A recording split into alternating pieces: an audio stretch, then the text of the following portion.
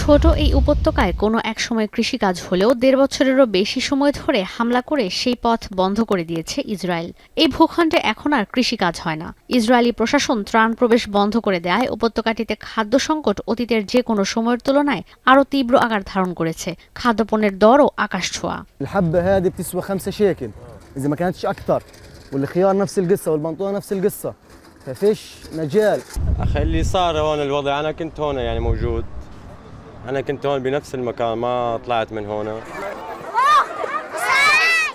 এমন অবস্থায় উপত্যকার শিশুরা চরম খাদ্য সংকটে পুষ্টিহীনতার শিকার হচ্ছে। খাবার আর ওষুধবাহী ট্রাক সীমান্তের ওপারে আটকে থাকলেও প্রবেশ করতে পারছে না উপত্যকায়। গণহত্যা নয়, এই মুহূর্তে খাবারের সংকটে মৃত্যু হতে পারে গাজার অনেক মানুষের। প্রায় ৬০ দিনের মতো উপত্যকায় বন্ধ ত্রাণ সরবরাহ। এখনও সীমান্তের ওপারে অপেক্ষা করছে ৩,০০০ ট্রাক। قعدت كمان 4 أيام من وزنها صار يخس كل يوم 200 جرام 200 جرام، فيش تحسن اللي عن البلد. حطوا لها حليب في قسم التغذية.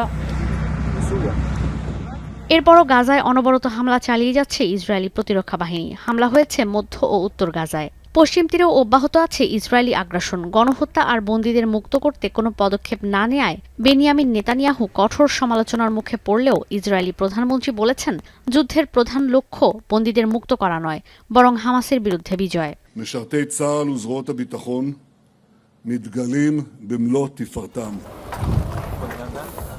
শুধু গাজা নয়, সিরিয়ার দামেস্কে প্রেসিডেন্সিয়াল প্যালেসের কাছে হামলা করেছে আইডিএফ। অন্যদিকে ইয়েমেনে হুথি বিদ্রোহীরা ফের ইসরায়েলের উত্তরাঞ্চলে মিসাইল হামলার দাবি করেছে, যদিও মিসাইল ভূপাতিত করার পাল্টা দাবি করেছে আইডিএফ।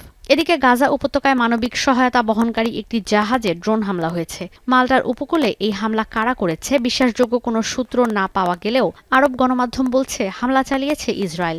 ফ্রিডম ফ্লোটিলা জাহাজে উপস্থিত ছিলেন অন্তত ৩০ জন ফিলিস্তিনের সমর্থক। এতে এখনও হতাহতের কোনো খবর পাওয়া যায়নি। ঈশিতা ব্রহ্ম, এখন বিশ্ব। মাঠের অলরাউন্ডার আমি, আর ঘরের allrounder Tilex. Tilex toilet cleaner, clean মানেই টাইলক্স।